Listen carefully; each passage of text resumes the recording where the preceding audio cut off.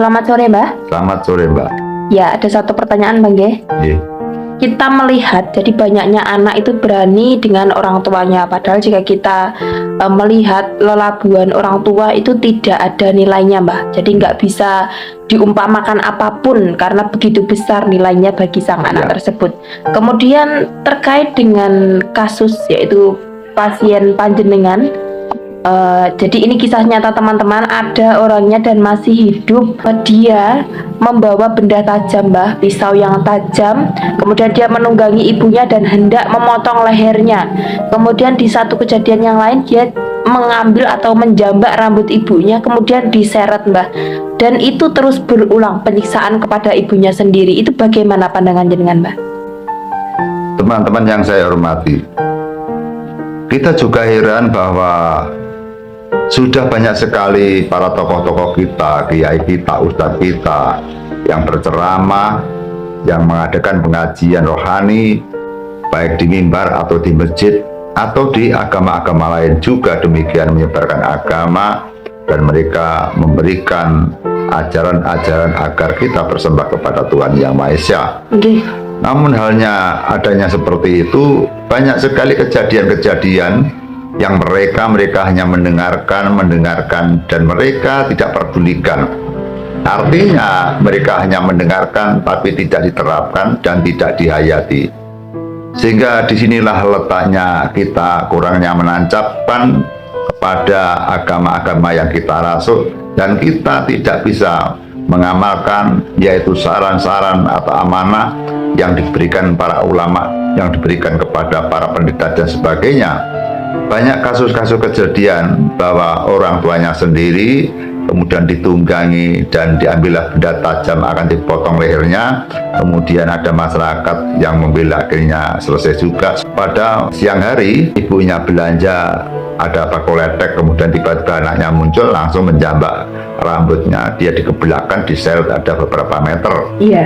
Sampai warga menjerit-jerit semuanya. Hingga anak yang seperti itulah yang benar-benar mereka akan mendapatkan tempat neraka. Jangan sampai hal ini terulang, jangan sampai hal ini bisa terjadi kepada siapapun. Bahkan sebenarnya orang tua itu mencintai anak tiada batas. Iya. Walaupun anak itu cintanya tidak 100% kepada orang tua. Orang tua bersusah payah untuk membesarkan anaknya hingga mereka dipermalukan temannya, saudaranya, hingga mereka membanting tulang, mengeluarkan cucuran air keringat, hingga mereka diberanikan meminta kepada saudara dan teman-temannya hanya ingin untuk menghidupi anaknya. Dan kalau ada kisah-kisah apabila orang tuanya kaya, maka anak minta uang semaunya sendiri. Iya. Sehingga seperti mereka narsir dan sebagainya. Orang tua tidak ada sulitnya dan orang tua pun akan memberi apa yang diminta anak walaupun minta mobil dan motor. Iya. Karena memang orang tua bekerja itu hanya untuk anak. Orang tua dengan bekerja keras membanting tulang hanya untuk masa depan anak, sehingga apabila anak meminta kepada orang tua tentu akan dikasih. Tapi sebaliknya apabila yang sukses anaknya, yang kaya anaknya, kemudian orang tuanya keadaan montang-manting dan miskin, kadang-kala minta uang kepada anaknya juga malu, kadang minta uang kepada anaknya tidak diberi, kadang minta uang kepada anaknya akan marah-marah dan mengungkit.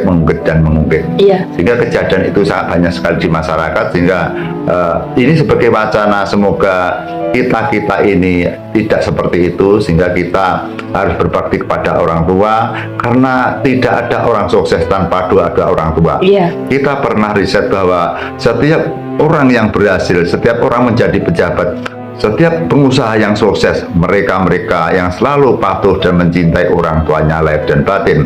Sehingga apabila orang-orang yang melupakan orang tuanya, mereka berani orang tuanya, mereka melecehkan orang tuanya, bahkan mereka menyakiti fisik dan menyakiti hati, kadang mereka akan sengaja membunuh. Mereka ternyata sulitnya mencari kerjaan dan hidupnya mereka terlunta-lunta karena doa dari orang tua, laki-laki dan perempuan itu sama saja. Sehingga doa bapak, doa ibu sangat penting sekali dan sangat mujarab sekali. Sehingga para teman-temanku yang saya hormati, hati-hati dalam kita untuk berbakti kepada yaitu orang tua kita. Di dalam orang hidup di dunia ini, dari kata simbah dulu, dari nenek moyang dulu, dari para sesepuh bini sepuh, mereka mengajarkan kepada para putra siswanya, jangan lupa wejangan yang berasal dari Tribrata. Tiga brata adalah laku yang utama, artinya 3 golongan atau 3 poin yang harus dilakukan. Yang pertama adalah bersembah kepada Tuhan Yang Maha Esa atau Allah Subhanahu wa Ta'ala. Yang kedua, bersembah kepada orang tuanya, artinya orang tua sendiri atau mertua atau orang yang lebih tua daripada umur kita dan sebagainya. Kemudian yang ketiga, berbakti kepada nusa, bangsa, dan negaranya. Jadi 3 poin itu harus dilaksanakan kepada putra siswanya. Apabila dilakoni atau dilakukan oleh kita sebagai rakyat Indonesia, itu sangat baik sekali. Sehingga kesimpulannya, para nenek moyang dulu itu memang benar-benar memberikan ilmu dan kalau apabila dilakukan benar-benar sangat baik sekali. Zaman dulu dan zaman sekarang sangat jauh sekali. Kalau zaman dulu jarang-jarang sekali ada anak yang berani kepada orang tua, tapi zaman sekarang karena ada zaman yang maju, maka hampir rata-rata anak-anak akan berani kepada orang tua. Kadang mereka bersekolah saja sama gurunya kurang bertata krama, kadang-kadang gurunya dianggap temannya, mereka tidak berbahasa dengan santun, mereka tidak berperilaku dengan santun, mereka berani ngelenyit atau nyanyah-nyanyah kepada gurunya. Itulah imbasnya bahwa kurangnya ajaran tata krama dan sopan santun. Sehingga di dalam sekolah juga ada ajaran atau kurikulum yang menyatakan yaitu tentang tata krama dan sopan santun atau pelajaran etika, sehingga agar keluar dari sekolah nanti menjadi orang-orang yang baik, teman-temanku. Benar apa yang dikatakan Mbah Kendil, teman-teman, dan kita kembali ke cerita Mbah Kendil tadi, bahwasanya anak tersebut sudah kembali menjadi anak yang baik dan berbakti kepada orang tua lantaran dari Mbah Kendil serta ridho dari Allah Subhanahu wa Ta'ala. Semoga teman-teman apa yang kami sampaikan pada sore hari ini bermanfaat. Selamat sore.